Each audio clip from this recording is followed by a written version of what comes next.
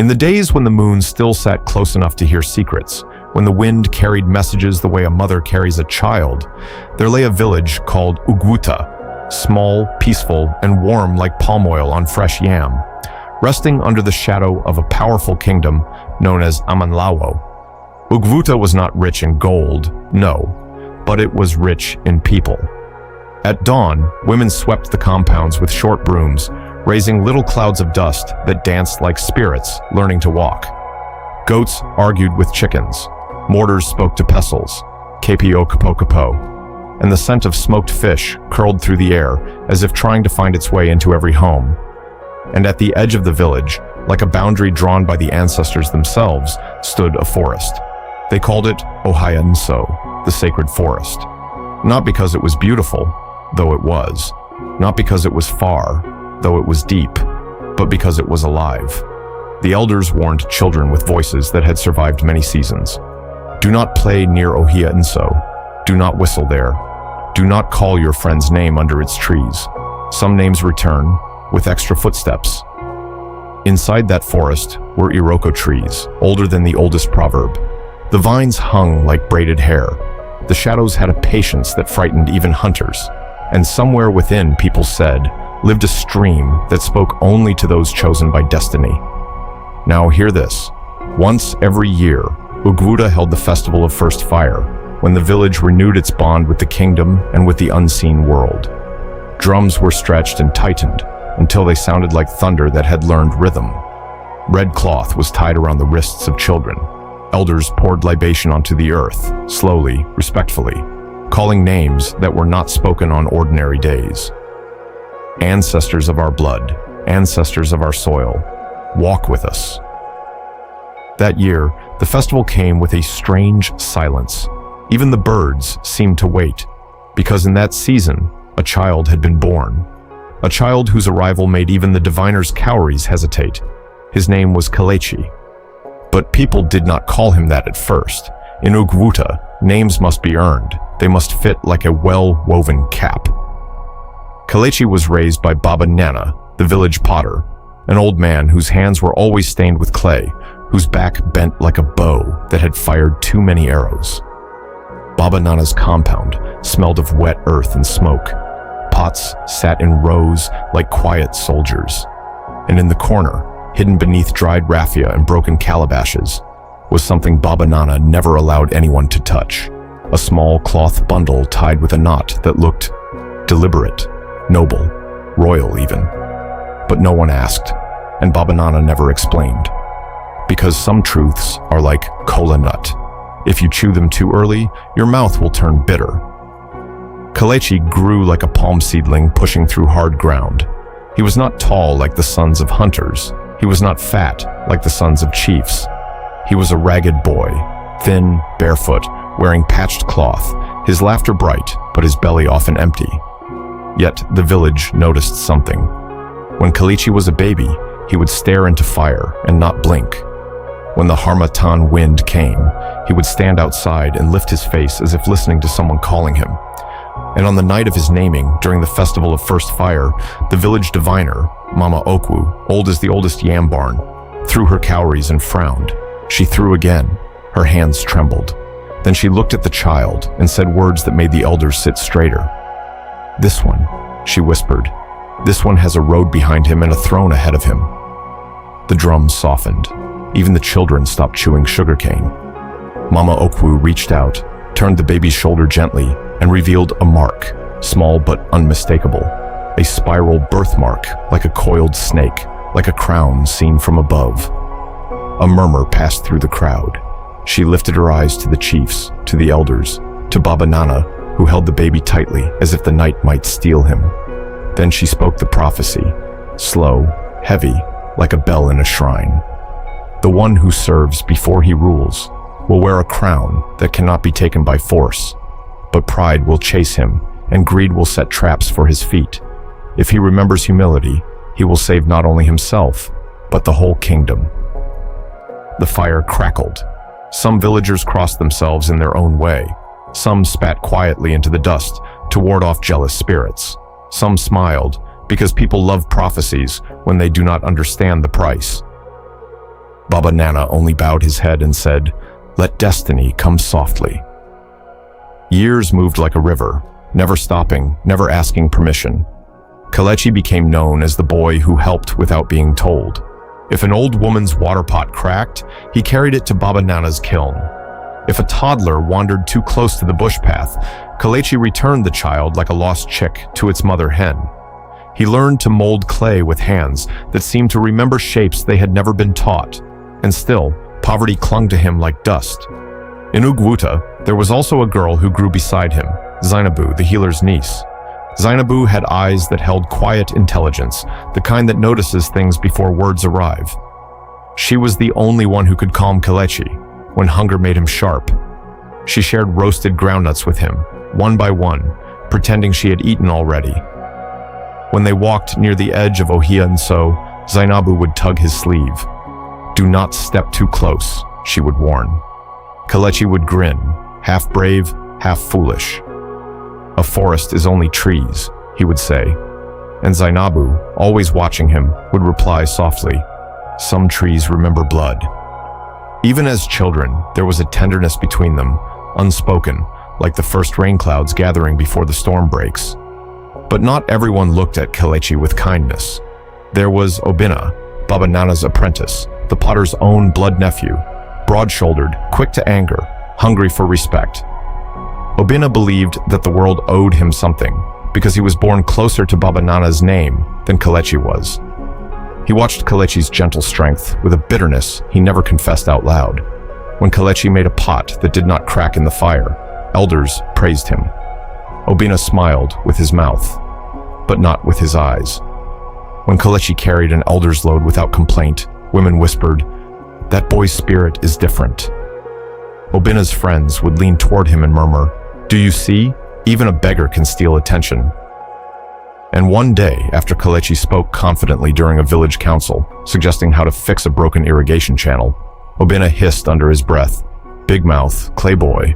One day the world will remind you where you belong."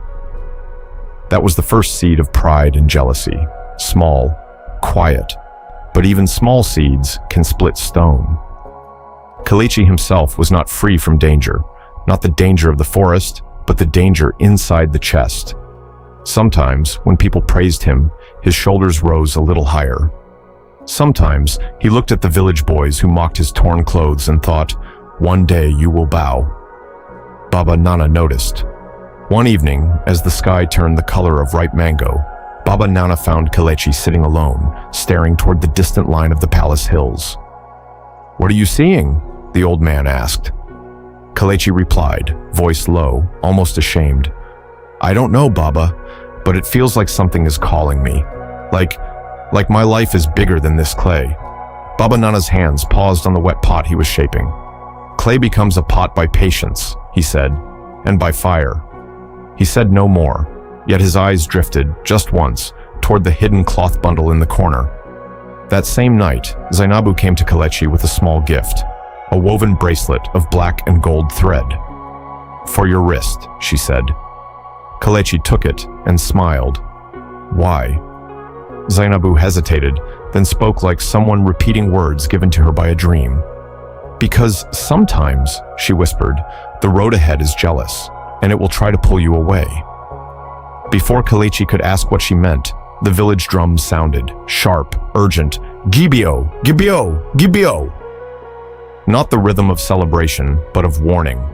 People poured into the open square, and then, through the dust of the main path, came a figure mounted on a strong horse, cloaked, official, with the insignia of King Amanlawo stitched in gold. A royal messenger. He reined in before the elders, looked over the crowd, and his gaze, like an arrow, landed on the ragged boy at Baba Nana's side. "Kelechi, son of Ugwuta," the messenger announced, voice carrying like a gong. "The palace has heard your name." The village held its breath, and somewhere beyond them, beyond the homes, beyond the drums, Ohia and So seemed to grow quieter, as if the sacred forest itself had turned to listen. A messenger from the palace does not arrive like ordinary visitors. He arrives like Harmattan, quiet at first, then suddenly the whole village is covered in it. The royal rider sat tall on his horse, his cloak catching the evening light. 2 palace guards followed behind, their spears shining like thin rivers of iron. Around them, dust rose and settled, as if even the earth was trying to listen. The elders stepped forward. Baba Nana's throat tightened. Obina's eyes narrowed. Zainabu's fingers found Kelechi's wrist and held it for a heartbeat too long. The messenger's voice carried the weight of the king's breath. "Kelechi of Ugwuta," he said, "you are summoned to the palace of Amanlawo, not as a guest, as a servant. The king wishes to see the boy whose name travels faster than his feet." The word servant fell like a stone into water. Some villagers exhaled, relieved it was not something worse. Some smirked, because people love to see a rising person pushed down. And some, like Mama Okwu the diviner, only stared into the distance as if reading a future already written. Kelechi bowed, as custom demanded, but inside him, 2 spirits wrestled. One whispered, "This is your road. Walk it like a lion." Another whispered, "Walk it like a calabash of water. Steady, careful, humble." That night, Baba Nana packed a small bundle: dried cassava, roasted groundnuts, a cloth, and a gourd of water. He did not pack much. Poor people do not have much to pack. But before dawn, when the world was still gray and soft, Baba Nana called Kelechi into the pottery shed where the clay slept. The old man's hands trembled as he tied the bundle. "Remember," he said, eyes wet but voice firm, "a pot that boasts before it is fired will crack in shame." Kelechi nodded. Then Baba Nana did something strange. He pressed his thumb against Kelechi's spiral birthmark, as if sealing it. "Do not show everyone your shoulder," he added quietly, "and do not let your heart become louder than your footsteps." Kelechi did not understand, but he felt the warning sink into him, like a seed into soil. Zainabu appeared at the edge of the compound, wrapped in a faded shawl, her eyes shining with unshed words. "You will return," she said. Kelechi smiled, trying to make bravery out of thin air. "Of course." Zainabu stepped closer and touched the black and gold bracelet she had made for him. "If the palace tries to make you small," she whispered, "do not grow sharp. Be deep." "Deep?" he repeated. She nodded. "A shallow stream makes noise. A deep river moves the whole land." They stood in silence. Then, before the messenger could call again, Zainabu placed her palm briefly against Kelechi's chest, as if reminding his heart where home was, and so he left. The road to Amanlawo's palace was a long tongue of red earth that tasted many sandals. Kelechi walked behind the horse, because servants do not ride. The guards spoke among themselves in low voices, sometimes laughing, sometimes glancing at him as if he were a goat being taken to market. At midday, they rested beneath a tree. One guard tossed Kelechi a crust of bread as if feeding a dog. Kelechi's stomach tightened. Pride rose like hot smoke. But he remembered Baba Nana's words: steady, careful, humble. He ate quietly and shared some of his groundnuts with a small boy passing by with a calabash of water. The boy smiled and ran off, shouting, "May your road be light." When they moved again, something followed them. Not seen, but felt. The wind shifted. A hawk circled once, twice, then flew ahead of them as if leading. And Kelechi's bracelet grew warm against his wrist. By late afternoon, they reached the palace gates. The palace of Amanlawo was not just walls and roofs. It was a statement.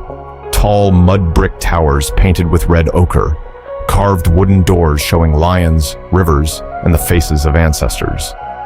Courtyards so wide that 100 dancers could spin without touching shoulders. Spears lined like a forest of metal, drums resting in the shade, waiting to speak. At the gate, a chief guard, broad, proud, wearing beads that announced his importance before his mouth did, blocked Kelechi's path. "So," the guard said, looking him up and down like a trader inspecting spoiled cloth, "this is the village boy." One of the escorts nodded. "The one the king summoned." The chief guard snorted. "He looks like hunger itself." Laughter burst from nearby attendants. Kelechi lowered his eyes, but the heat in his chest returned. He clenched his shepherd's staff, simple wood, worn smooth by his hands. The chief guard stepped closer, voice dripping with mockery. "If you are to serve in this palace, you must learn palace ways. Here, even water must bow." He pointed toward a line of tall clay pots filled to the brim. "Carry water from that pot to the king's inner courtyard without spilling a drop. Do it now. If you spill, you return to your village with shame." It was not a test of service. It was a trap of humiliation. The guards watched. Servants paused. Even the palace pigeons seemed to stand still on the roof beams. Kelechi approached the pot. The water surface trembled, reflecting the sky like a nervous eye. He dipped a calabash in, filled it to the edge. The chief guard smiled, sure of his victory. A calabash brimming with water would spill with even one careless breath. Kelechi lifted it. Then he did something unexpected. He did not walk fast. He did not walk stiff. He walked like a drummer, keeping rhythm, heel toe, letting his body become the steady beat. With each step, he breathed out slowly, matching his breath to the calabash's sway. A servant girl whispered, almost against her will, "He moves like someone taught by elders." The chief guard's smile faltered. Kelechi passed the courtyard stones, the carved pillars, the noisy fountain, the place where peacocks strutted like nobles. And still the water stayed, trembling but not falling. But just before the inner courtyard, a small child, one of the palace page boys, ran across his path, chasing a rolling bead. The boy collided with Kelechi's elbow. The calabash tilted. A gasp rose. The chief guard's eyes lit up. This was the spill he wanted. Kelechi's reflex was not anger, it was wisdom. He shifted his weight, dropped his knee, and let the calabash rest against his staff for support, turning his staff into a third leg, like a tripod holding a sacred pot. Not a single drop fell. The child froze, eyes wide with fear. Kelechi steadied the calabash, then placed his free hand gently on the boy's head. "Run carefully," he said, voice low, "because even small things can disturb great journeys." The boy nodded, swallowing hard, and fled. Kelechi continued and delivered the water to the inner courtyard, full, shining, untouched. Silence hung in the air for a heartbeat. Then, from behind a carved screen, a voice spoke, soft, but carrying the authority of rain. "Who taught you to move like that?" Kelechi turned and saw her. Princess Adaeze. The most beautiful woman in the kingdom was not beautiful like a mask. She was beautiful like a sunrise. Quiet power, warm glow, undeniable presence. Her skin held the smoothness of polished ebony. Her hair was woven into thick braids adorned with small cowries that clicked gently when she moved, like whispers of sea spirits. A single coral bead rested at her throat, glowing like a contained flame. Her eyes looked like they had learned to see beyond cloth and titles. The courtyard servants bowed quickly, heads down. Kelechi, remembering village manners, bowed too, but not with fear, with respect. "I taught myself," he answered. "In the village, if you spill water, you walk farther." Adaeze's lips curved, not a laugh, but a recognition. "And you did not shout at the child," she observed. Kelechi glanced toward the boy's disappearing shadow. "A child is a child, princess. If you break a calabash, you can replace it. If you break a spirit, it may leak forever."